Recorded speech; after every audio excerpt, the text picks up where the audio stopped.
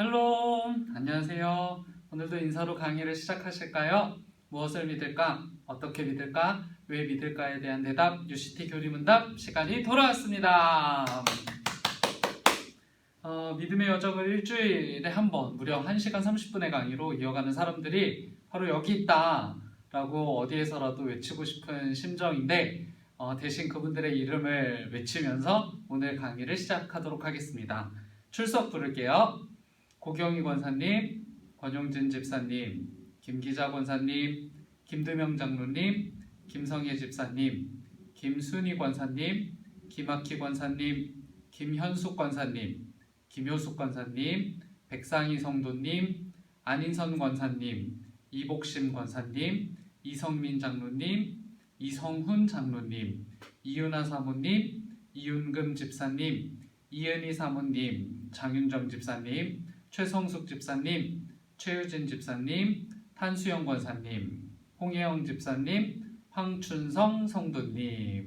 네, 성장도 중요하지만 우리가 보고 듣고 알게 된 모든 것들을 사는 것 또한 매우 중요하다는 사실 잊지 않으셨으면 좋겠고요.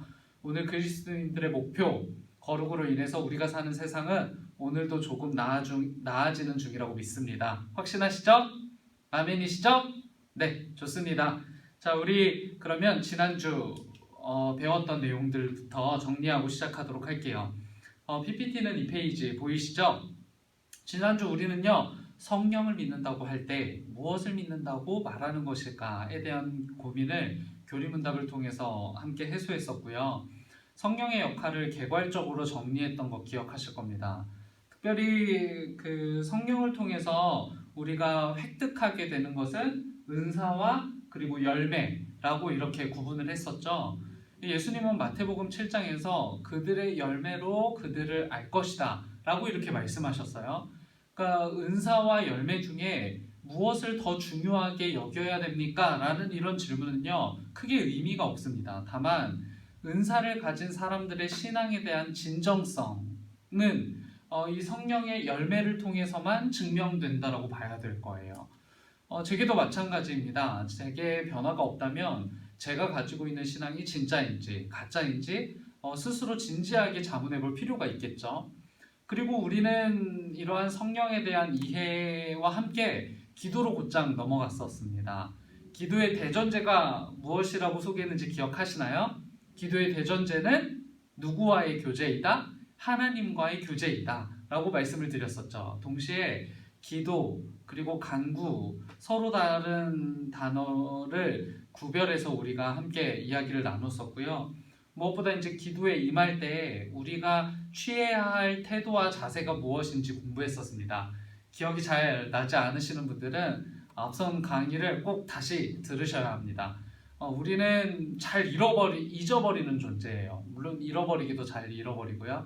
그럴 때일수록 우리가 다시 공부했던 것을 되새기고 또 하나님의 말씀이 어떠한지 살펴보는 일 또한 굉장히 중요합니다.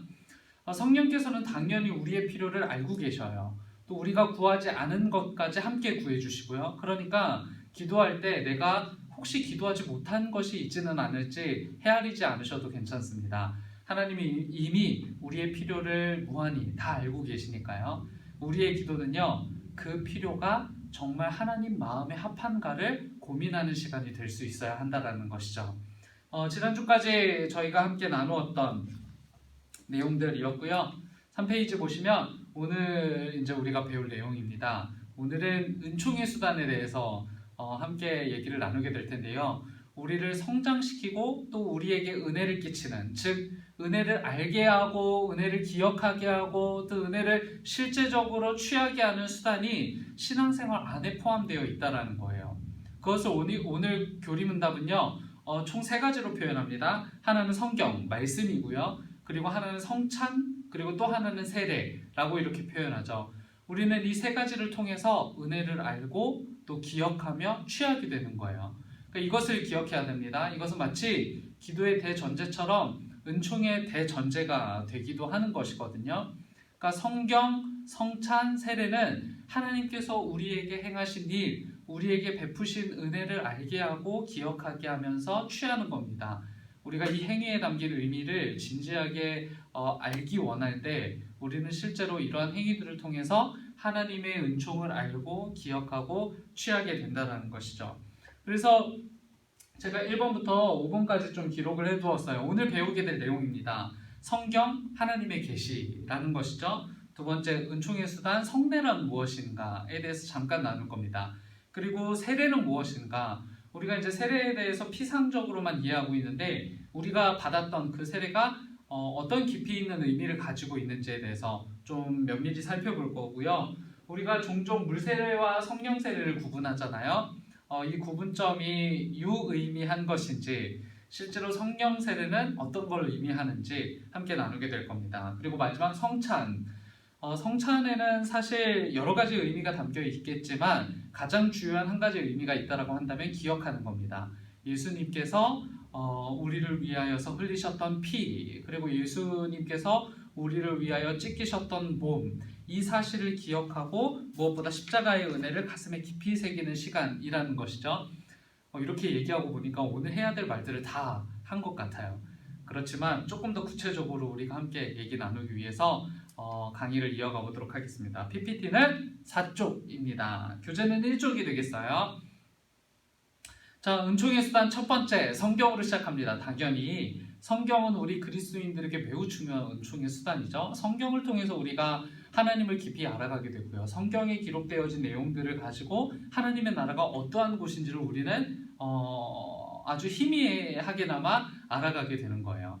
우리는 성경을 하나님의 계시의 말씀으로 받아들이는 그리스도인들이잖아요. 자, 제42문답을 읽고 이어가 보도록 하겠습니다. 제42문 같이 읽어보도록 할까요? 시작! 하나님의 말씀을 어떻게 읽고 들어야 합니까? 하나님의 말씀을 대하는 우리 사람들의 태도가 어떠해야 하느냐에 대한 질문입니다. 제42답입니다. 같이 읽어보도록 할게요. 시작! 열심을 다해 준비된 마음으로 기도하며 읽고 들어야 합니다. 그리하여 믿음으로 말씀을 받아들이고 우리 마음에 말씀을 채우고 우리 삶으로 말씀을 실천해야 합니다. 아멘. 사실 이 문답에 또 다른 설명을 덧붙일 이유는 없습니다. 읽는 것 그 자체만으로, 그리고 우리가 이 문답을 대하기 전에도요, 우리는 하나님의 말씀을 어떻게 대해야 하는지 잘 알고 있어요. 다만 우리가 그렇게 대하고 있지 못할 뿐인 거죠. 당연히 우리가 성경을 하나님의 계시의 말씀으로 전제한다면 우리는 이 말씀 앞에 준비되어야 하고 기도해야 하며 성령의 조명하심을 기대하고 읽으며 들어야 되겠죠. 웨스트민스터 소요리 문답 역시 제88문답과 제89문답을 통해서 성경의 중요성에 대해서 전달합니다. PPT는 5페이지고요. 보시면 교재도 기록을 해두었는데요. 먼저 읽고 시작하도록 하겠습니다. 제88문 같이 읽어볼게요. 시작! 그리스도가 그 속의 유익을 우리에게 주고자 사용하시는 외적인 수단은 무엇입니까? 제88답이요. 같이 읽습니다. 시작! 그리스도가 구속의 유익을 우리에게 주고자 사용하시는 외적이고 일반적인 수단은 그리스도가 정하신 규례들로서 특별히 말씀과 성례와 기도이며 이 모두가 선택하신 자들을 구원하는 효과적인 수단입니다. 그러니까 이런 수단은요, 수단이라는 단어를 쓰는 이유가 있어요. 수단이 수단일 뿐이지 우리가 이런 것들을 행하기 때문에 구원을 제공받을 수 있다라는 것은 아니라는 것을 전하는 겁니다. 조금 이따 이 부분에 대해서도 면밀히 다루게 될 거고요. 제89문 같이 읽어볼게요. 시작! 말씀이 구원을 위해 효과적으로 역사하는 것은 무엇 때문입니까? 89답입니다. 함께요. 하나님의 성령이 성경 읽기와 특히 설교를 사용하여 죄인들을 깨닫게 하고 회심시키며 거룩과 위로를 더하사 믿음을 통해 구원에 이르게 하기 때문입니다. 아멘. 여기서 성령의 역할은요, 깨닫게 하시는 능력입니다. 무엇보다 하나님의 말씀을 대하는 우리의 태도, 그리고 설교를 듣는 우리의 태도가 어떠해야 하는지에 대해서 설명하고 있는 거죠. 성경 읽기와 설교를 통해서 우리는요, 우리의 죄를 먼저 깨닫게 되는 것이고요. 우리 삶의 목표인 거룩한 삶을 인식하게 되는 거예요. 또 여전히 소망이 되시는 그리스도를 경험하게 되는 거고요. 그러니까 성경과 설교가 구원에 이르는 중요한 수단이라는 사실 기억해야 됩니다. 그렇다면 우리가 성경을 가까이 해야 될 이유는요, 이것만으로도 사실 충분한 거죠. 구원에 이르는 중요한 수단이 바로 성경과 설교라는 거예요. 제가 이전에도 굉장히 좋아했었던 프로그램인데요. 세상에 나쁜 개는 없다. 뭐 새나개라고 불러요. 세상에 나쁜 개는 없다. 그러니까 강아지이거든요. 이런 프로그램을 보는데요. 소위 개통령이라고 불리는 그 강영욱 씨가 이렇게 나와서 강아지의 이상 행동들을 진단하고 교정해주는 프로그램입니다. 그곳에 등장하는 강아지들은요, 대체적으로 말썽꾸러기들이에요. 무작정 짖는 강아지들도 있고, 심지어 배변을 먹어치우는 강아지들도 있고요. 집에서 떨어지길 싫어하거나 뭐 여튼 정말 사연들이 다양해요. 이 강영욱 씨가 그런 강아지들의 무수한 문제점들을 진단하고 교정해내요. 그러니까 강아지를 키워보신 분들은 아시겠지만 교정의 핵심이 뭡니까? 간식이에요. 그러니까 이상한 행동 패턴을 보이는 강아지들에게 정상적인 행동 패턴을 알려주고 그에 대한 보상을 통해서 이것은 지금 행복한 일이야. 내가 이렇게 행동하는 것은 너무너무 행복한 일이야. 라는 사실을 심어주는 거죠. 그때 강아지들의 이상행동은요, 급히 교정됩니다. 강아지들이 정상적인 행동 패턴을 보였을 때 보상을 받게 되므로 그 정상적인 행동을 해도 좋다라는 확신을 갖게 하는 거죠. 그리고 강아지들은요, 그 확신을 얻었을 때 더 이상 이상행동에 집착하지 않아요. 확신한 그 행동을 이어가게 되는 겁니다. 제가 이 교정 과정을 보면서 문득 한 가지 그 생각이 떠오르더라고요. 우리에게도 이러한 학습이 일어났던 것 같아요. 그리고 이런 학습이 일어나서 우리는 무언가를 확신하게 되었고 우리는 그 확신한 그것을 쫓아가지만 그 끝에는 실체가 없어서 소망이 보이지 않는 상태. 사실은 그게 인간의 상태라는 생각이 들더라고요. 제가 종종 설교할 때도 여쭙는 질문인데요. 행복하신가요? 라고 이렇게 물어볼 때가 있죠. 많은 사람들이 궁극의 행복을 찾기 위해서 행복에 관한 정의를 달리 내려보기도 하고 과학을 발전시켜 보기도 했어요. 지식의 진보가 행복을 가져다 줄 거라고 생각했지만 인간 내면의 죄는요, 그것을 행복하게 내버려 두지 않는다는 것을 우리는 지켜보고 있는 중이죠. 이전에는 볼 수 없었던 핵무기들이 개발이 되어 있고요. 유례없는 개인주의, 뜨악하게 만드는 빈부격차, 이것과 상관없이 살고 계신 분들이 혹시 계실까요? 우리는 뭐 어떤 모양으로든 이것과 늘 상관 있는 삶을 살아가고 있는 중일 거예요. 우리에게 이렇게만 살면 성공할 수 있을 거라고 누군가가 알려주었어요. 공부 열심히 하면 행복할 거야. 좋은 성적을 얻어서 좋은 대학을 가면 행복할 거야. 좋은 대학을 가서 좋은 회사에 취업하면 행복할 거야. 좋은 회사에 취업해서 좋은 사람을 만나서 좋은 가정을 꾸리고 좋은 아이를 낳고 좋은 노년을 맞이하면 행복할 거야. 라는 것이 마치 정상적인 행동 패턴으로 정의 내려주었어요. 그리고 우리는요, 그것이 정상적인 행동 패턴, 그러니까 대한민국에서 살아가는 사람들이라고 한다면 이 패턴을 따라갈 때 그때에서야 비로소 행복할 수 있다고 누군가가 끊임없이 주입시켜 주었거든요. 그래서 우리는요, 그것에 맞추기 위해서 스스로의 행동들을 교정해요. 때로는 실제로 그런 모델이 있는 것 같아서, 그런 모델적인 삶을 살아가는 사람들이 정말 행복한 것 같아서, 때로는 내게 그런 보상이 주어지는 것 같아서 그것이 좋은 것이야 라고 근거 없는 확신을 갖고 살아가는 거죠. 그리고 우리는요, 그 길을 벗어나지 않으려고 애씁니다. 왜냐하면 그것이 좋은 것이라고 많은 사람들이 알려주었기 때문에 그래요. 많은 사람들이 그것이 가장 좋은 모델이라고 알려주었기 때문에 그래요. 단 한 번도 그 배움을 벗어나서 생각해 본 적이 없어요. 그것을 벗어나면 큰 일이 날 것 같은 거예요. 대학을 못 갔다, 고등학교를 못 갔다, 결혼을 못했다, 아이를 낳지 못했다, 큰일 날 것 같은 생각들이 드는 거예요. 그렇게 배우고 확신한 일을 떠나지 않았기 때문에 그나마 내가 이렇게 살고 있을 수 있는 거지 라고 이렇게 생각하는 거죠. 그런데 정말 그럴까요? 우리들에게는요, 다른 가치를 가질 자격도 있고 그럴 만한 여지도 분명히 있는데 우리는 다른 가치를 가지고 살아보았던 적이 없었던 거예요. 우리는 그렇게 일주일을요. 우리가 일요일에는 와서 이런 가치관을 늘 경험하고 배우고 알고 돌아가지만 주일이 지난 일주일 예수 그리스도와 상관없는 가치로 살아가는 거죠. 그것이 우리가 배우고 확신한 일이기 때문에 그런 거예요.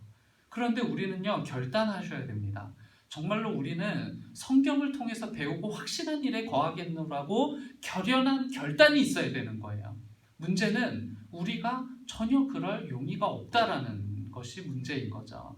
그러나 저는요, 한 가지 확신합니다. 성경은요, 우리가 믿는 하나님은요, 우리가 지금껏 유지해왔던 가치를 벗어던지고 신뢰하여 새롭게 무장할 만한, 그래서 지금까지 누려보지 못했던 행복을 제공해 줄 수 있는 가치라고 확신해요. 수천 년 동안 그 어떤 철학도, 그리고 그 어떤 제왕도, 또 그 어떤 대통령도, 정치인도, 그 어떤 과학이론과 진보된 지식도 우리를 행복하게 해주지 못했지만, 내가 믿는 예수 그리스도, 그리고 이 영상을 시청하시는 분들이 믿는 예수 그리스도는 우리를 행복하게 해줄 수 있는 유일한 분이라는 것을 저는 확신해요.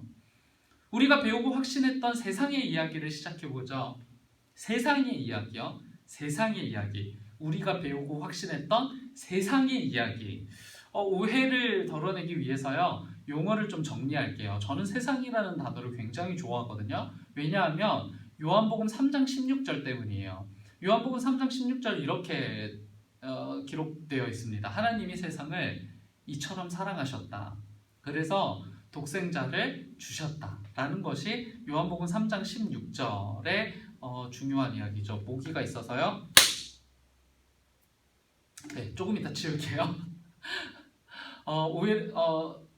요한복음 3장 16절은 하나님이 세상을 이처럼 사랑하셨고, 세상을 이처럼 사랑하셨기 때문에 독생자를 보내주신 예수님의 이야기를 전해요. 그러니까 세상은 하나님도 사랑했던 곳이고, 저도 사랑하는 곳이고, 우리 모두가 사랑해야 되는 대상인 거예요. 그러니까 세상은 회복의 대상이지 적대적 대상이 아니라는 것을 분명히 하고 시작해야 됩니다. 우리가 종종 성과 속을 구분하잖아요. 저는 이런 구분이요, 사실은 그렇게 크게 의미 있다고 생각하지는 않아요. 세상은 변화의 대상이에요. 세상은 회복의 대상이에요. 적대적 대상이 아니라는 것을 분명히 하고 시작하셔야 됩니다.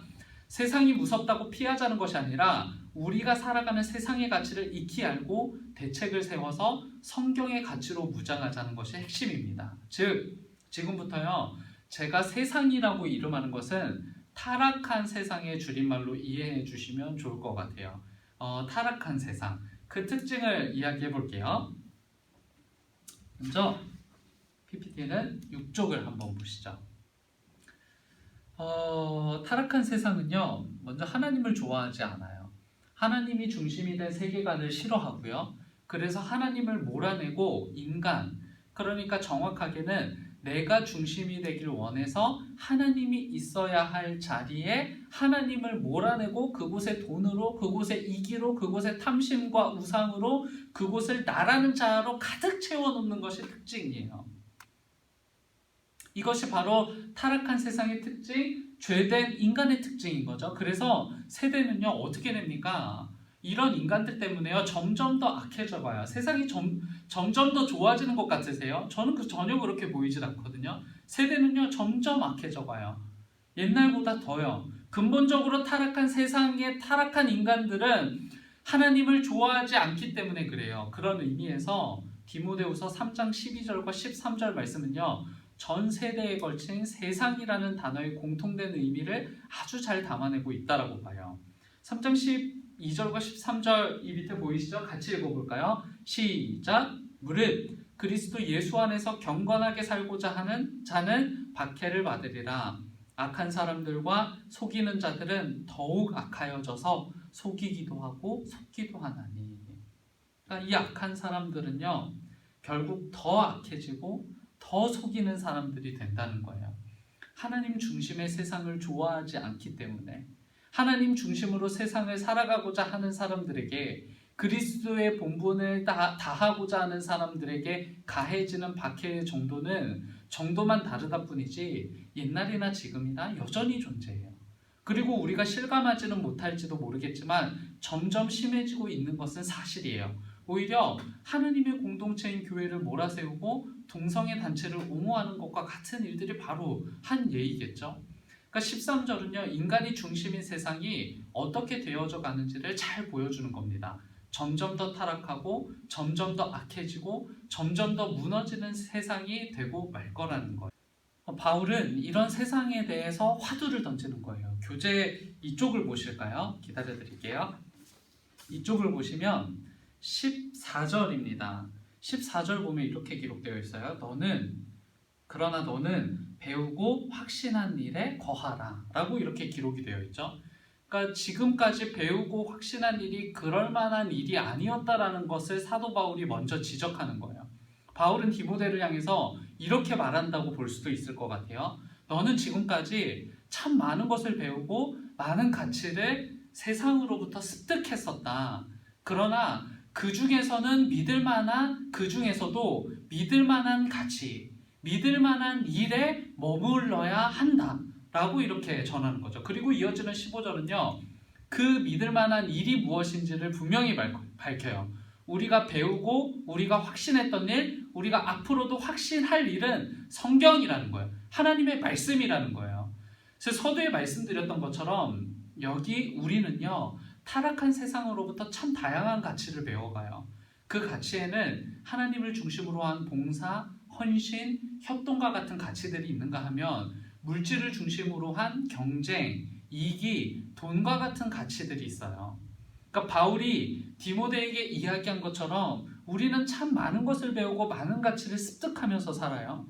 그러나 우리가 머물러야 할 가치는요, 하나님의 말씀, 하나님께서 주시는 성경이라는 거예요. 성경이 말하는 바, 성경이 가르치는 바, 성경이 진리라고 이야기하는 예수 그리스도 안에 머무르는, 그게 바로 그리스도인이라는 거죠. 제가 조금 전에 화두라는 단어를 사용했습니다만 이 화두는요, 정확하게 말하자면 불교 용어거든요. 그러니까 천말을 말하는 겁니다. 천말. 근래에는 그 이슈와 동일한 의미로 사용하기도 하는데요. 상관없습니다.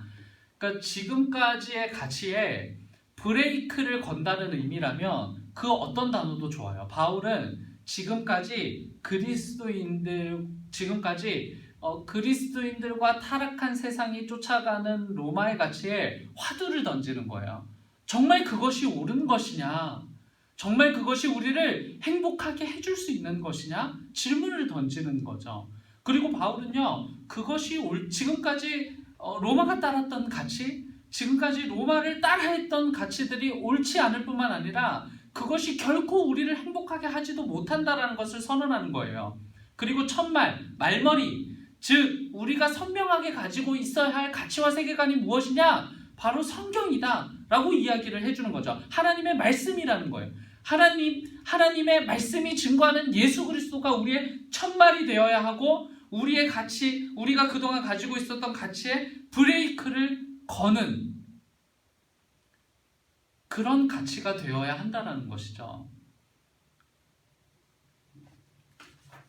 제가 7페이지를 보면 아주 화려한 그 외제차 한 대를 넣어놨어요. 드림카라고 기록해놨죠. 그러니까 성경을 읽는다는 것, 그리고 설교를 듣는다는 것은요, 바로 그겁니다. 하나님의 말씀, 그리고 설교는요, 지금까지 우리가 꿈이라고 여겼던 것, 행복이라고 느껴왔던 모든 것, 그리고 우리가 배우고 확신하고 있는 일에 대한 브레이크인 거예요. 지금까지 우리가 옳다고 여겨왔던 것, 타락한 세상에서 아무런 느낌과 생각 없이 확신을 가지고 쫓았던 그 모든 것에 대한 브레이크라는 거죠. 그리고 다시 말머리를 시작하는 겁니다. 우리의 말머리, 우리의 인생의 시작이 예수 그리스도여야 한다는 거예요. 그게 바로 설교의 핵심이고, 그게 바로 성경이 말하는 가치예요. 우리의 가치가 예수 그리스도로 바뀌어야 한다는 것이죠. 그렇다면 아까 다루지 못했던 한 가지 질문을 해보죠. 성경은요, 그 자체로 우리를 구원에 이르게 하는 것일까요? 그러니까 성경 자체는요, 구원에 이르게 하는 지혜가 아니에요. 성경을 그냥 인문학서적으로 파헤치는 사람들이 많잖아요. 그리스도인으로 회심했던 이어령 교수도 한때 인문서적으로 성경을 이해하고 얼마나 탐독했는지 몰라요. 수많은 신학교 교수들이 그와 같은 방식으로 성경을 이해하고 전달해요. 그렇다면 성경 자체는요, 구원에 이르게 하는 지혜인가? 라는 질문에는 아니라고 대답할 수밖에 없어요. 성경을 읽는 사람들마다 구원에 이른다라고는 말할 수 없기 때문에 그렇죠. 그래서 교재 이쪽에 기록한 15절이요. 디모데후서 3장 15절은 너무너무 중요해요. 제가 밑줄 쳐놨거든요. 또 어려서부터 성경을 알았나니 성경은 능히 너로 하여금 그리스도 예수 안에 있는 믿음으로 말미암아 구원에 이르는 지혜가 있게 하느니라. 아멘. 성경은 오직 그리스도 예수와 관련되어서 이해될 때에만 구원에 이르는 지혜가 있다라는 거예요. 이게 바로 성경만이 주는 지혜인 거죠. 다른 어디에서도 알려주지 않는 구원의 비밀? 다시 말하면 예수 그리스도를 믿는 믿음으로 성경을 알고 하나님 말씀에 머무를 때에 이 하나님의 말씀이 우리에게 힘을 발휘하기 시작한다는 거예요. 이 구원에 이르는 지혜가 그러면 무엇이냐? 예수 안에 머무르는 믿음이라는 것이 무엇이냐? 그게 바로 교재 이쪽에 기록한 디모데후서 3장 16절과 17절입니다. PPT로도 띄워드릴게요. 같이 읽어볼게요. 시작! 모든 성경은 하나님의 감동으로 된 것으로 교훈과 책망과 바르게 함과 의로 교육하기에 유익하니 이는 하나님의 사람으로 온전하게 하며 모든 선한 일을 행할 능력을 갖추게 하려 함이라. 아멘. 이 구절을 개인적으로 헬라어 성경을 보고 번역을 해봤어요. 여기 보시면 띄워두었죠? 디모데후서 3장 16절과 17절 사역입니다. 같이 읽어볼게요. 시작! 성경은 하나님의 영감이 투영된 것입니다. 그러므로 성경이 우리의 선생이 되고 성경은 인간을 향해 유죄를 선고하며 성경은 우리를 다시 세우고 성경은 하나님이 받으실 만한 조건을 교육시켜 줍니다. 그리고 우리를 하나님의 사람으로 완전하게 합니다. 모든 선한 일을 행할 능력의 완성이 됩니다. 아멘. 그렇다면 구원에 이르는 지혜가 무엇인가 하고 봤더니 9페이지를 같이 보실까요? 가장 첫 번째, 구원에 이르게 하는 지혜요. 첫 번째, 죄 있음. 인간을 향해서 유죄를 선고했다는 거예요. 하나님을 치워버린 인간 유죄, 하나님을 대신하여서 본인이 높아지려고 했던 인간 유죄, 하나님과 상관없는 삶을 살고 싶어하는 세상 유죄, 그러니까 모든 사람, 이 피조세계 전체가 유죄라는 거예요. 그리고 성경이 주는 구원에 이르는 지혜 두 번째, 유죄를 선고받은 인간을 예수 그리스도의 십자가가 예수 그리스도의 십자가의 피가 다시 세운다는 것이죠. 그리고 또 한 가지 구원에 이르게 하는 지혜 세 번째는 뭐냐면 하나님의 조건을 교육시켜 준다는 거예요. 하나님이 받으실 만한 조건을 교육시켜 준다는 것이죠. 성화를 이야기하는 겁니다.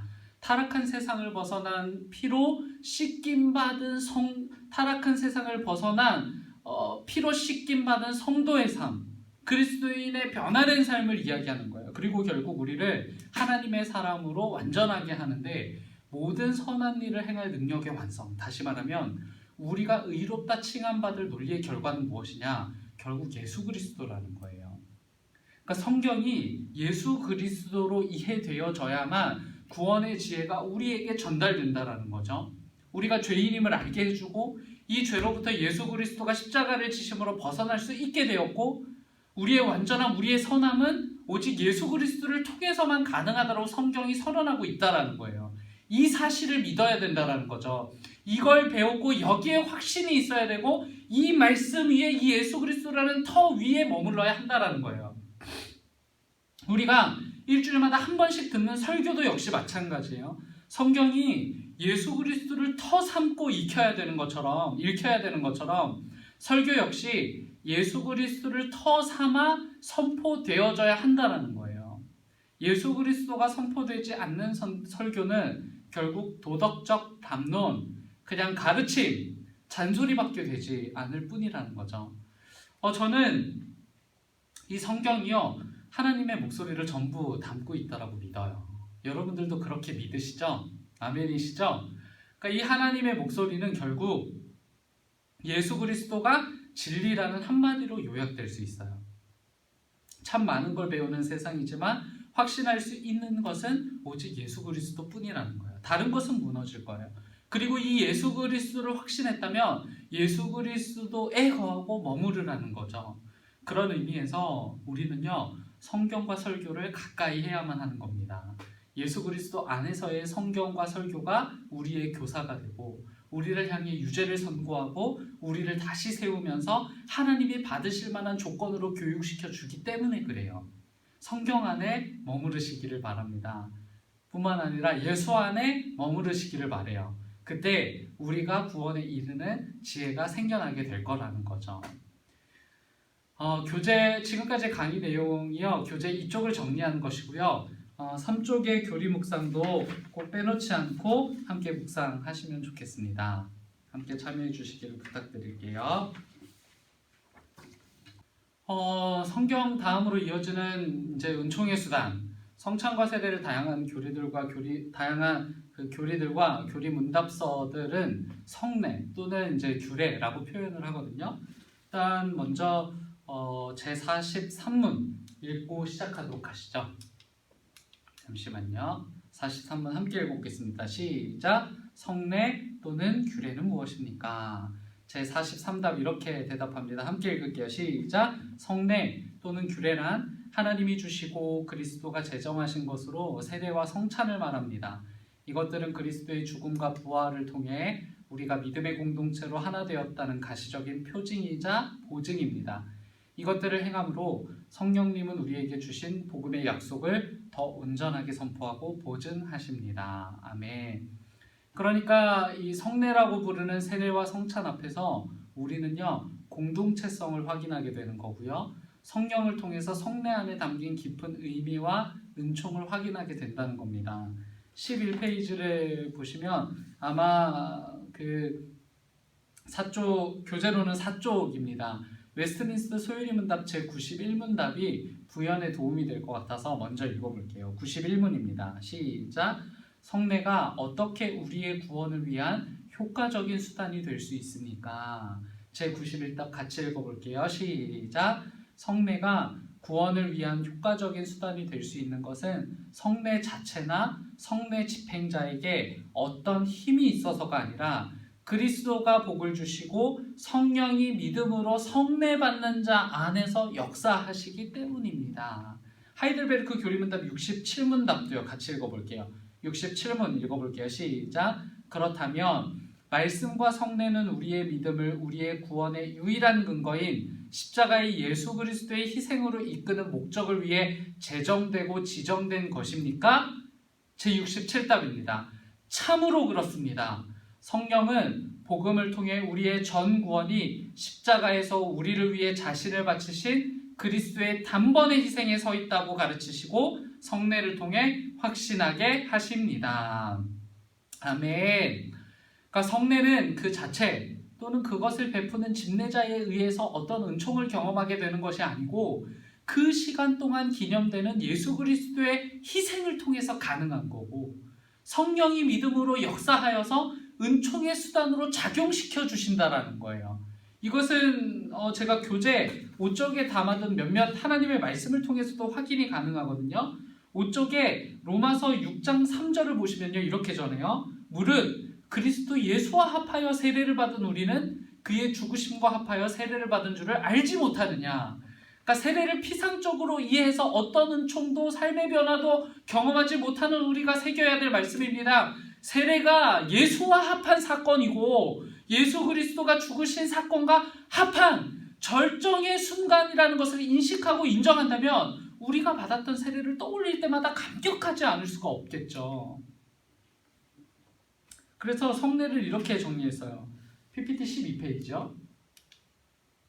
5쪽에서 이 성례에 관한 팀 켈러 목사님의 교재 5쪽이요. 이 교재 5쪽에서 제가 기록해 놓은 이 성례에 관한 팀 켈러 목사님의 이해는요, 우리가 새겨도 좋을 이야기입니다. 성례, 즉 성찬과 세례는요, 우리가 언약 공동체, 즉 예수께 속한 사람들 안에 있다라는 것을 보여준다라는 거예요. 우리가 세례를 받고 우리가 함께 떡을 떼고 우리가 함께 잔을 마주함으로써 우리는요 하나의 공동체라는 사실을 인식하게 된다는 거죠. 원수끼리 식탁의 교제를 나누실 수 있으시겠어요? 어렵죠. 정말 너무너무 어렵죠. 어쩌면 불가능하다고 생각할지도 모르겠어요. 그런데 바로 성찬이라는 식탁의 교제는요, 원수일지라도 주의 피와 주의 살 앞에 여전히 우리가 한 공동체일 수밖에 없다라는 것을 일깨워주는 시간이라는 겁니다. 그리고 또 하나요, 표징과 보증이라고 기록해 두었죠.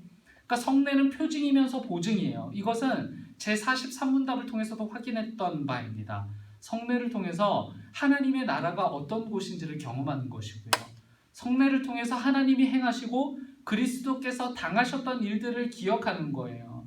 표징이죠. 우리는 성례를 통해서 그런 일들을 보고 그리고 듣고 경험하는 거예요. 또한 보증입니다. 칼빈은 기독교 강요 중 성례에 대해 다루는 장에서 성례에 대한 정의를 다음과 같이 내려요. 잘 들어보세요. 제가 따로 기록은 하지 않았어요. 성례는 주께서 우리의 연약한 믿음을 지탱시켜 주시기 위하여 우리를 향하신 그의 선하신 약속들을 우리의 양심에 인치시는 하나의 외형적인 표지. 우리 편에서는 주와 그의 천사들과 사람들 앞에서 그를 향한 우리의 경건을 인증하는 표징이다. 표지이다. 라고 이렇게 설명했었거든요. 우리가 하나님께 받아들여졌다라는 사실을 또 한 번 경험하고 보증받는 시간이라는 거예요. 그러니까 우리가 이렇게 귀중한 순간들을 정기적으로 행한다는 이유 때문에 소홀히 여길 수 없다라는 거죠. 그래서 제가 5쪽에 그 찰스 시몬의 이야기도 기록해뒀어요. 이 성례에 임할 때 성도들의 태도는 어떠해야 하는가? 반드시 감사해야 하고 이 순간 하나님을 경외해야 하며 무엇보다 성령님을 기대해야 된다라는 거예요. 그럼에도 성례가 우상화될 수 없고 성례에 참여했다는 것만으로 우리가 조금 더 나은 존재가 되었다라고 여길 수는 없다는 것이죠. 다만 우리는 은총에 참여한 자가 되었을 뿐인 거예요. 이 기독교의 은총의 수단은 두 가지, 그러니까 세례와 성찬을 교리문답은 다시 나눕니다. 세례는 무엇입니까? 그리고 성찬은 무엇입니까? 라고 이렇게 나누어서 문답하고요. 조금 더 구체적으로 파고 들어가거든요. 그래서 우리도 세례와 성찬의 교리문답을 각각 2개씩 묶어서 조금 더 구체적으로 이해해보는 시간을 갖도록 하겠습니다. 일단 먼저 PPT 13쪽으로 넘어가고요. 교재로는 6쪽이 되겠습니다. 제 43문 먼저 읽어보고 시작할게요. 시작! 세례는 무엇입니까? 이런 질문 들어보신 적 있으세요? 세례는 무엇입니까? 라는 질문이요. 굉장히 누군가가 질문하면 곤란해지고 내가 받았던 세례가 뭘까? 라는 생각이 저절로 들게 만드는 질문이죠. 제 44답 같이 읽어보겠습니다. 정답입니다. 시작! 세례란 아버지와 아들과 성령의 이름으로 물로 씻어내는 것입니다. 이것을 우리가 그리스도에게 양자로 받아들여졌고 죄에서 씻기었으며 주님과 주님의 교회에 속하기로 작정하였음을 상징하고 보증하는 것입니다. 아멘. 제45문답까지 읽고 이어가죠. 제45문이요. 시작! 물세례가 죄를 씻어줍니까? 제45답입니다. 시작! 그렇지 않습니다. 오직 그리스도의 피와 성령의 새롭게 하심만이 우리를 죄에서 씻어줍니다. 아멘. 아마 대부분 세례를 받으셨을 텐데요. 세례를 받았다는 건 세례 교육을 받았다는 의미이기도 할 거고요. 동시에 물로서의 세례도 받았다는 것을 의미하는 것일 테죠. 그러나 참 많은 기독교인들이요, 세례를 받았음에도 불구하고 그것이 우리에게 어떤 중대한 의미가 있는지는 잘 상기하지 못하고 알지도 못해요. 왜냐하면 저는 그렇게 표현합니다. 세례를 대충 떼었기 때문에. 그러니까 곁에 누군가가 자꾸 세례를 받아야 된다고 재촉했거나 나는 크게 마음이 없는데 목사님이나 전도사님이 받으라고 권면해서 한번 받아볼까 싶었던 거죠. 수많은 남자들이 세례를 받았던 곳이 어딘지 알고 계시죠? 군대예요. 그러니까 초코파이 하나 준다 그러면 그냥 머리를 무조건 들이미는 거예요. 세례를 2번도 받고 3번도 받아요. 그러니까 이렇게 세례를 떼었기 때문에 세례가 무엇입니까? 하고 물어보면 제대로 대답을 하지 못하는 거죠. 또 한편으로 세례 교육이 치밀하지 못했거나 세례를 주시는 분께서 원만히 설명을 기울이지 못했기 때문이기도 할 겁니다. 그런데 궁금하지 않으세요? 세례가 무엇이길래 우리가 받아야 하는 것이고 내가 받은 세례에 대체 어떤 의미가 있는지 사실은 궁금해야 되는 거잖아요. 우리가 기독교인으로 평생을 살아가는 건데 내가 왜 세례 받았는지, 세례 받는 순간 어떤 일이 일어난 것인지, 세례교인으로서 살아간다는 것은 어떤 의미가 있는 것인지 궁금해야 되는 거잖아요. 우리는 그 세례라는 예식을 통해서 이 교회 공동체의 일원이 된 거거든요. 그러니까 마가복음 1장 4절에 보면 복음의 시작인 광야에 가보면요. 무엇이냐면 세례가 있어요. 그러니까 복음의 시작은 세례로부터 시작된단 말이죠. 물론 예수 그리스도가 가장 처음이죠. 그리고 예수의 세례로부터 복음이 시작되는 거예요. 마가복음 1장 4절 이렇게 기록합니다. 세례 요한이 광야에 이르러 죄사함을 받게 하는 회개의 세례를 전파했다. 그러니까 세례 요한이 광야에 이르러서 했던 첫 번째 일이 무엇이었냐면 죄사함을 받게 하는 세례였던 거예요. 그리고 5절을 보시면요. 우리는 이 이스라엘 백성들이 세례 요한에게 세례를 받았다는 것을 확인하게 되거든요. 그러니까 우리는요, 이 본문을 통해서, 마가복음 1장 본문을 통해서요, 이 세례가 무엇을 의미하는지, 그리고 마가복음 1장 8절에는 이 물에 의한 세례와 성령에 의한 세례가 구별이 되고 있는데, 왜 구분되고 있는지까지도 우리가 희미하게나마 살펴볼 수 있을 것 같아요. 일단 세례를 이해하기 위해서는요, 교재 7쪽을 좀 보시고요. PPT로는 14쪽입니다. 네. 베드로전서 3장 21절이 세례를 이해하는 데 굉장히 큰 도움을 제공하거든요. 같이 읽어볼게요. 시작. 물은 예수 그리스도께서 부활하심으로 말미암아 이제 너희를 구원하는 편이 곧 세례라. 이는 육체의 더러운 것을 제하여 버림이 아니요 하나님을 향한 선한 양심의 간구니라. 아멘. 이 말씀을요, 제가 현대적 번역으로 적용된 메시지 성경으로 읽어드릴 테니까 같이 좀 읽어 내려가시면 좋을 것 같아요. 같이 읽어볼까요? 시작. 세례받을 때의 물이 여러분들에게 그와 같은 일을 합니다. 그 물은 여러분의 살갗에 묻은 더러움을 씻어주는 것이 아니라 예수의 부활을 힘입어 깨끗해진 양심을 갖게 된 여러분을 하나님 앞에 세우는 물입니다. 아멘. 그러니까 우리는요, 물을 통해서 행해지는 세례를 죄 씻음의 행위, 더러운 나의 행위나 더러워진 나의 양심이 씻겨지는 예식으로 보기도 하거든요. 그러나 오늘 말씀에 의하면 세례는 더러움을 씻어버리는 역할을 하고 있는 것이 아니라고 분명히 말씀하죠. 교재 5쪽에도 갈라디아서 3장 27절 여기 보이시죠? 같이 읽어볼게요. 시작. 누구든지 그리스도와 합하기 위하여 세례를 받은 자는 그리스도로 옷 입었느니라. 그러니까 죄사함, 세례를 받는다는 것, 죄사함이라는 것은요, 있던 죄가 완전히 사라졌다는 뜻이 아닌 거예요. 여전히 죄는 사라지지 않고 그대로 묻어 있어요. 여전히 나한테는 죄가 묻어 있어요. 그러나 갈라디아서 3장 27절에 의하면 죄사함이란, 그리고 세례란 그리스도로 옷 입었다라는 것을 말씀하는 거예요. 다시 말하면 내 죄가 사라진 것이 아니라 내 죄가 그냥 덮어지게 된 것이죠. 좀 쉽게 이해를 해보면요, 우리는 도금이라는 형태를 알아요. 그러니까 어떤 광물질에 금을 겉에만 입히는 거죠. 그러면 그것은요, 순금이 아니라고 할지라도 순금처럼 보여져요. 여전히 우리에게는 죄가 있어요. 그런데 세례를 통해서 예수 그리스도로 옷 입는 거예요. 덮어지는 거죠. 광물질이 금이 되어진 것처럼 나라는 죄인이 예수님처럼 되어지는 거예요. 예수님처럼 보여지는 거예요. 그래서 교재 6쪽으로 다시 넘어가 보시면요, 하이델베르크 교리문답 제70문답을 보시면 이렇게 기록해요. 제70문 먼저 같이 읽어볼게요. 시작. 그리스도의 피와 영으로 씻긴다는 것은 무슨 뜻입니까? 그러니까 세례에서의 씻김 행위에 대한 의미를 묻는 거예요. 도대체 그게 무슨 의미냐? 채 70답으로 답변합니다. 함께 읽을게요. 시작.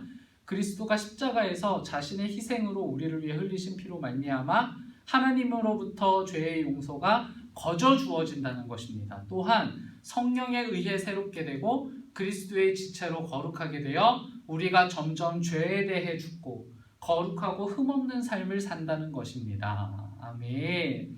즉 죄의 용서를요 우리가 이룬 것이 아니고 그리스도를 통해서 거저 주어지는 것. 우리를 새롭게 하는 행위는 목사의 손을 이용해서 뿌리는 물, 얻는 물의 능력이 있는 것이 아니라 성령에 의해 새롭게 된 성수, 성령에 의해 새롭게 된 그 사람의 마음이 거룩하게 되어진다는 거예요. 그래서 제70답에서도 우리가 죄에 대해 완전히 끝났다라고 응답하지 않아요. 점점 죄에 대해서 죽는다는 것은 여전히 죄가 우리에겐 남아있지만 세례라는 은총의 수단으로 우리의 죄가 없어진 것처럼 작용되었다라는 거예요. 그렇다면 우리 모두는요 예수 그리스도로 옷 입은 사람들입니다. 맞습니까? 아멘이시죠? 네, 아멘 하세요? 네. 우리가 함께 읽은 베드로전서 3장 21절에 의하면 예수의 부활을 힘입어 우리가 하나님 앞에 서게 되었다라는 거예요. 세례의 의미를 우리가 다시 새길 필요가 있습니다. 그리고 내가 예수 그리스도로 옷 입은 거였구나. 이 자의식의 회복이 필요한 거예요. 나는 여전히 죄인이지만 예수 그리스도처럼 되었고 예수님은 당신처럼 하나님 중심적인 삶을 살 것을 우리에게 끊임없이 요청하고 초청하고 계시다라는 것이죠. 한 가지를 더 확인해야 되겠습니다. 내 죄가 덮여지고서 일어나는 한 가지 사건을 더 확인해 보면요. 베드로전서 3장 21절을 다시 한번 읽어볼까요? 교재 7쪽이요. 네, 기다려드릴게요. 베드로전서 3장 21절 같이 읽어볼게요. 시작. 물은 예수 그리스도께서 부활하심으로 말미암아 이제 너희를 구원하는 편이 곧 세례라. 이는 육체의 더러운 것을 제하여 버림이 아니요 하나님을 향한 선한 양심의 간군이라. 세례가 갖는 의미가 제가 방금 힘주어서 읽었던 본문에 정확하게 드러나요. 하나님을 향한 선한 양심의 간구. 그런데 이거 무슨 말인지 아시겠어요? 저는 이 말씀을 읽는데 이게 무슨 말인지 모르겠는 거예요. 하나님을 향한 선한 양심의 간구라는 게 무슨 말일까? 16페이지 보시면요. PPT 16페이지입니다. 제가 양심, 헬라어 슈네이도라고 기록해놨죠. 여기서 양심, 하나님을 향한 선한 양심의 간구라고 할 때 여기서 양심이라고 번역된 헬라어 단어가 바로 슈네이도라는 단어인데요. 여기에는 세 가지 의미가 있습니다. 함께 보는 것, 함께 인지하는 것, 함께 아는 것을 의미하거든요. 그러니까 저는 이 양심을 어떻게 해석했냐면 하나님을 보는 것, 하나님을 인지하는 것, 하나님을 아는 것으로 해석했어요. 즉 예수 그리스도의 죽으심과 부활을 통해서 죽어있던 하나님을 향한 마음, 그래서 하나님을 보지 못했고 인지하지 못했고 알지 못했던, 왜냐하면 내가 죽어있기 때문에, 이 영이 죽어있기 때문에, 죄 때문에 이 죄의 존재 자체가 부활하신 그리스도를 통해서 다시 하나님을 보게 되는 거예요. 다시 하나님을 인지하게 되는 거예요. 다시 하나님을 알게 되는 거죠. 이게 바로 세례받을 때 일어나는 일이라는 거예요. 세례는 바로 이와 같이 중대한 결단이 있는 의식인 거예요. 그동안 돈과 세상, 저기 널려있는 가치들을 왕삼고 그들의 뜻에 동조하면서 그들의 뜻을 추구하며 살았던 것을 이제는 돌이켜서 하나님을 왕으로 모시고 하나님의 뜻을 추구하며 살아가고자 하는 결단이 바로 세례 안에 담겨 있다는 거예요. 그러니까 우리가 신앙생활을 제대로 하고 있는지를 알고 싶다면 이 결단이 내게 있는지를 물으면 될 일입니다. 이건 그냥 내가 이렇게 살겠다의 결단이 아니라 예수 그리스도를 의지하여서 하나님의 뜻을 추구하며 살고자 하는 결단을 의미하는 거예요. 이 결단이 되살아나고 있다. 은총의 수단인 세례가 아주 잘 적용되고 있는 거죠. 신앙생활 제대로 하고 있는 거예요. 마가복음 1장 8절을 보면요, 이렇게 기록합니다. 나는 너희에게 물로 세례를 베풀었다. 그런데 그는 오셔서 너희에게 성령으로 세례를 베푸실 것이다. 사도 요한이 이제 이렇게 이스라엘 백성들에게 선언했었던 것이었죠. 그러니까 그러니까 예수님을 가리키면서 세례 요한이 이야기하는 거예요. 나는 물로 세례를 베풀었지만 예수님은 오셔서 너희에게 성령으로 세례를 베푸실 것이야. 할렐루야. 네, 아멘이시죠? 그러니까 이 본문을 읽으면서 많은 오해를 하기 시작했어요. 물로 세례를 받는 것과 성령으로 세례를 받는 것이 전혀 다른 성격으로 받아들여진다든지, 마치 성령 세례는 급격한 감정의 변화나 현상적인 일이 나타나서 머리 위로 막 불이 떨어지고 갑자기 쓰러지거나 입신하는 그런 일들로 여기는 사람들도 많아요. 그러나 성령으로 세례를 받는다는 것은 예수님의 영이 우리 안에 거하게 될 거라는 의미인 겁니다. 성경이 증명해요. 이 제 얘기가 아니라 성경이 말하는 거예요. 17페이지 보시면요. 사도행전 2장 38절에서 이렇게 베드로가 말합니다.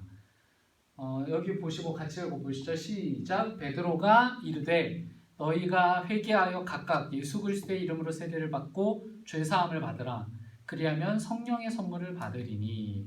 그러니까 먼저는 물로 받는 세례와 성령으로 받는 세례의 상관관계를 설명해 주는 본문인 겁니다.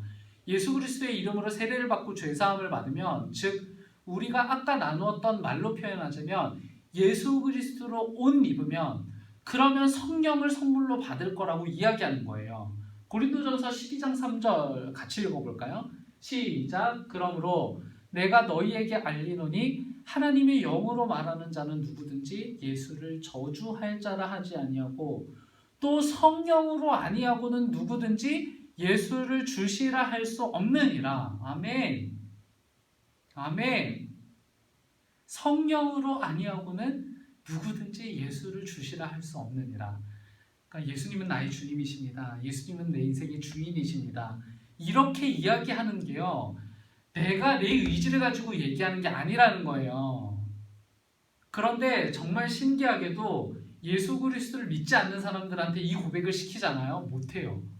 그러니까 하나님의 영이 임하면 예수를 저주할 자라고 하지 않고 성령이 아니고서는 예수를 주인으로 인정하는 사람, 인정할 수 없다는 얘기예요. 성령을 선물로 받는다는 것은 예수를 주인으로, 예수를 주로 인정하게 되는 확신이 생긴다라는 거죠. 그래서 누군가가 우리들에게 성령 받았어? 라고 이렇게 물어보는 것은 너는 예수님을 네 인생의 주인으로 모시고 있어? 라는 말과 같다고 보면 되는 거예요. 그러니까 성령 받았어? 라고 묻는 사람들, 성령 받았어? 라고 묻는 이 의미에 방언 받았어? 예언 받았어? 통변의 은사 받았어? 라고 묻는 것은요, 부차적인 문제예요. 누군가가 성령 받았냐라고 물어보는 것은 너는 예수님을 네 인생의 주인으로 모시고 있어? 그렇게 고백할 수 있어? 라고 묻는 말과 같다는 거죠. 즉 물로 받는 세례와 성령으로 받는 세례의 결과는 하나예요. 이전까지는 내 인생에서 모든 중요한 결정들, 모든 선택의 문제들, 삶의 구석구석 내가 원하는 대로, 내가 결정하는 대로 하나님과는 상관없이 하나님의 주권을 찬탈해서 살았다면, 이제는 돌이켜서 내 인생의 모든 중요한 결정과 선택들, 삶의 구석구석을 하나님께 내어드리겠다는 결단을 한 사건이 바로 세례라는 거죠. 이 결단은 누구 때문입니까? 바로 예수 그리스도로 인함이라는 거예요. 교재 8쪽의 교리 묵상 잘 확인해 주시고요. 교리를 다시 한번 되새기면서 내가 받은 세례가 얼마나 소중한 것이었는지를 잘 돌아보는 시간이 되셨으면 합니다. 지금까지 이런 세례 교육이 있었겠어요? 얼마나 실은 좋은 시간입니까? 이제 교재 9쪽으로 넘어가겠습니다. 교재 9쪽이고요. PPT는 18쪽. 은총의 수단 이제 마지막입니다. 우리가 은총의 수단을 세 가지로 나눈다고 했잖아요. 하나는 말씀, 그리고 하나는 세례, 그리고 이제 마지막 성찬에 대한 얘기를 나누도록 하고 마칠 텐데요. 세례처럼 우리는 아주 이 성찬에 대해서 피상적인 의미만을 간직하고 있어요. 그래서 우리는 성찬을 떠올리면 부정할 수 없는 인식들을 한 가지 가지고 있어요. 성찬을 하면서 깊은 감동이나 감격을 느껴본 일이 거의 없다라는 거죠. 교회에서 성례라는 이름으로 행하고 있으니까 하기는 하는데, 참여하기는 하는데, 그 소중한 시간 안에 담긴 의미에 대해서도 크게 궁금해하지 않았던, 그것은 이 영상을 보고 계신 분들의 잘못이 아니라 목회자들의 잘못이고요. 또 저의 잘못이기도 합니다. 그 시간을 그토록 소중하게 여기지 못했고 그 소중한 시간에 대해서 적극적으로 설명하지도 않았으니까요. 오늘도 깊은 이해를 제공하지는 못하겠지만 어제보다 나은 오늘의 성찬이 될 수 있도록 우리 같이 마지막 시간을 잘 활용해 볼게요. 제 46문을 같이 읽어볼게요. 시작! 성찬은 무엇입니까? 누군가 이렇게 물어보면 대답할 거리가 없는데 다행히 제 46답으로 알려줍니다. 46답 같이 읽을게요. 시작! 그리스도께서는 모든 그리스도인에게 자신과 자신의 죽음을 감사함으로 기억하며 떡을 떼고 잔을 나누라고 하셨습니다. 성찬을 하며 우리는 하나님이 우리 가운데 임재하심을 기념합니다. 하나님과 다른 이들과 교제하며 우리 영혼을 먹이고 양육합니다. 또한 우리는 아버지의 나라에서 그리스도와 함께 먹고 마실 날을 고대합니다. 아멘. 읽는 것만으로 기대되지 않으세요? 우리는 아버지의 나라에서 그리스도와 함께 먹고 마실 날을 고대한다라는 거예요. 제 47문도 같이 읽어보죠. 47문 역시 성찬의 의미를 더욱 풍성하게 해줍니다. 47문이요. 시작! 성찬은 그리스도의 구속사역에 무언가를 더하는 것입니까? 제 47답이요. 그렇지 않습니다. 그리스도는 단번에 죽으셨습니다. 성찬은 그리스도의 구속사역을 기념하는 언약의 식사입니다. 또한 그분을 바라보며 우리 믿음을 강하게 하는 수단이며 앞으로 열릴 잔치를 미리 맛보는 것입니다. 그러나 회개하지 않는 마음으로 참여하는 자는 자신에게 임할 심판을 먹고 마시는 것입니다. 아멘.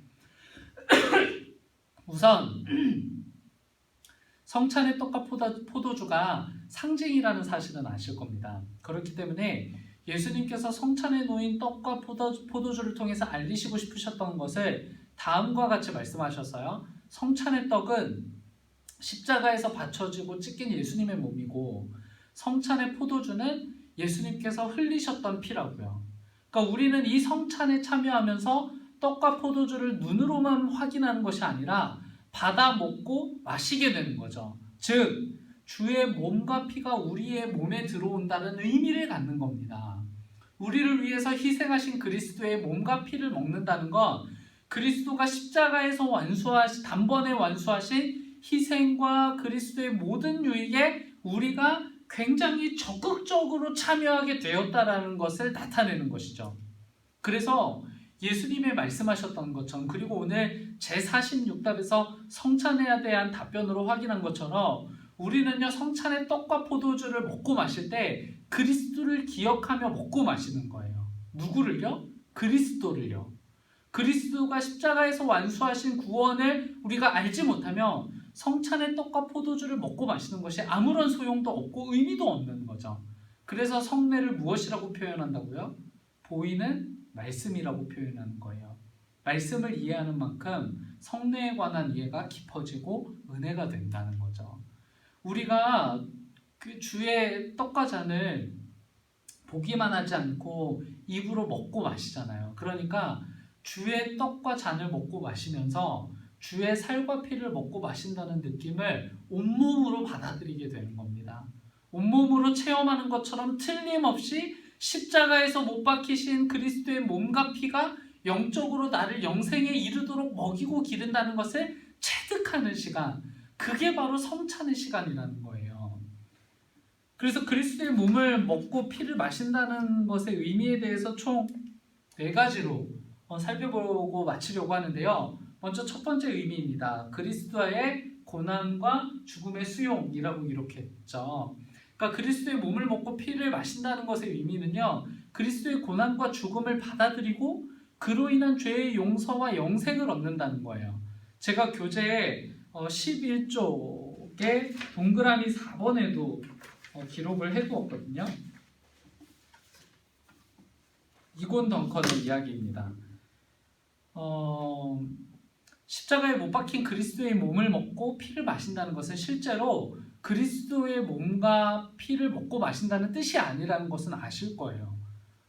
우리는 그리스도의 몸과 피를 상징하는 주의 떡과 잔을 먹는다는 것이고, 이것은 주의 떡과 잔이 의미하는 바를 믿는 마음으로 받아들인다는 의미인 거죠. 즉, 그리스도의 모든 고난과 죽음, 그리고 그로 인해서 우리를 위해 얻어진 죄의 용서와 영생을 받아들인다는 의미인 겁니다.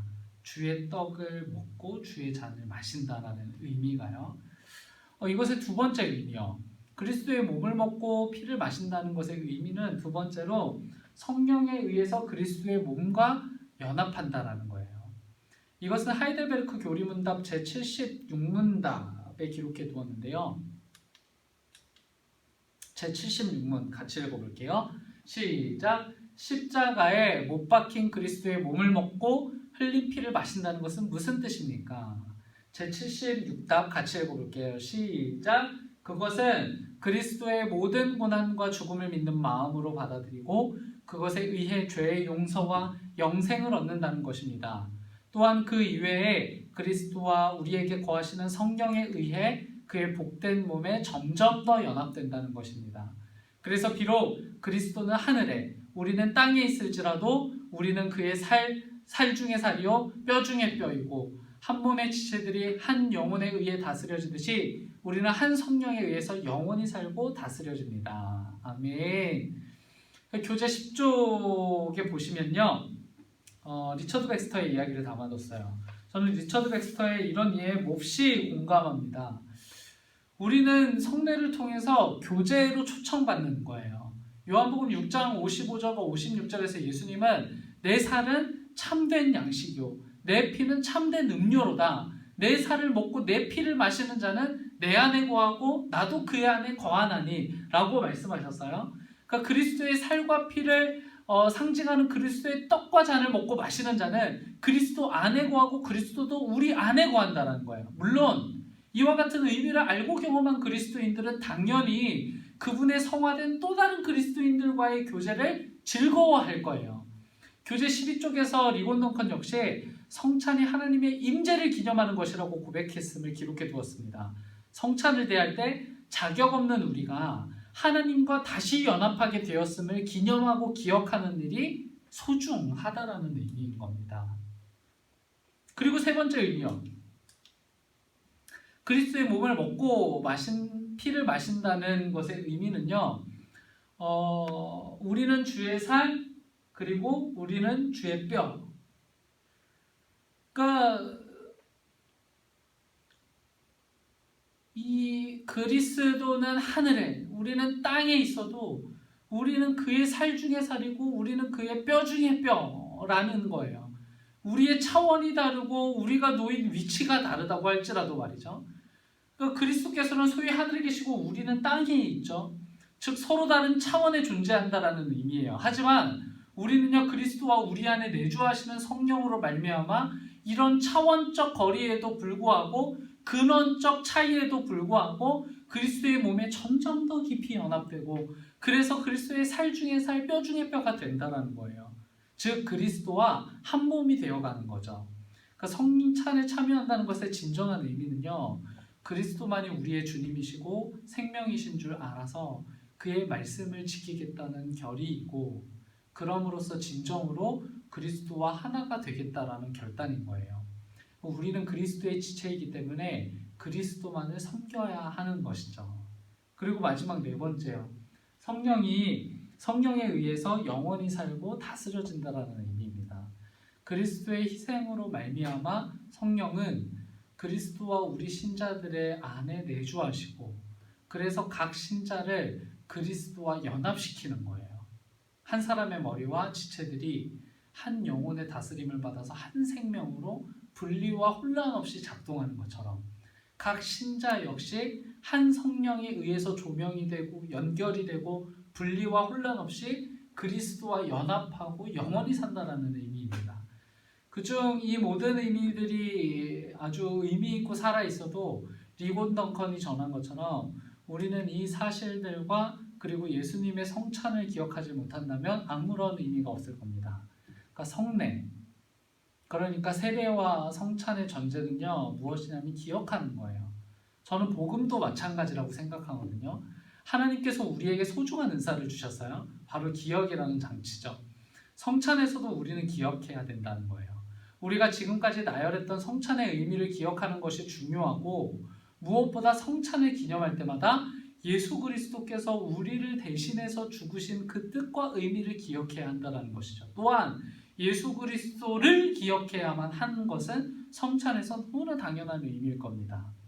하이델베르크 교리문답의 경우 성찬에 대한 이해를요 더욱 깊이 끌고 갑니다만 저희에게는 넉넉한 시간이 없습니다. 실제로 성찬에 관해서 논쟁이 되었던 화채설, 영적 임재설, 뭐 이런 신학적 논쟁들에 대해서 이슈는 여전히 남아 있어요. 그러나 이 내용들을 다루는 것이 우리에게 크게 도움이 되지 않을 뿐만 아니라 우선적으로 지금까지 함께 나눈 내용들만이라도 우리가 기억하고 적용한다면 그동안 피상적으로 이어왔던 우리의 성찬이 조금은 의미 있는, 더욱 우리를 풍성한 믿음으로 이끄는 수단이 될 거라고 저는 믿어요.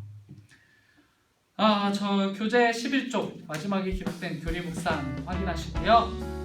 이렇게 오늘 강의를 마치도록 할 겁니다. 이제 다음 주 한 주 남았어요. 어쩌면 이 강의를 들으셨던 분들보다 강의를 준비했던 제게 더 유익한 시간이었을 것 같아요. 제가 강의를 준비하는 시간은요 꽤 긴 시간입니다. 아마 1시간 30분의 강의를 준비하기 위해서 드려야 할 준비 시간은 10배 이상의 시간이 될 거고요. 저는 마땅히 그렇게 준비해야 된다고 생각하고 잠을 줄여가면서 준비했던 강의였어요. 그런데도 제가 영상을 다시 들여다보면 여전히 부족한 것도 투성이에요. 그것이 강의이든 그것이 제 삶이든 말이죠. 그러나 그런 나라도 괜찮다고 하시니까 우리는 여전히 하나님 앞에 다시 나아가는 거예요. 정말 이게 은혜죠. 모든 것이 부족한데 피조세계 재창조의 사역으로 나를 불러주셨으니까 마지막 남은 한 주의 강의를 기대하며 마칩니다. 다음 주에 다시 만나요. 제발. 감사합니다. 다음 주에 다시 만나요. 마지막 강의 파이팅!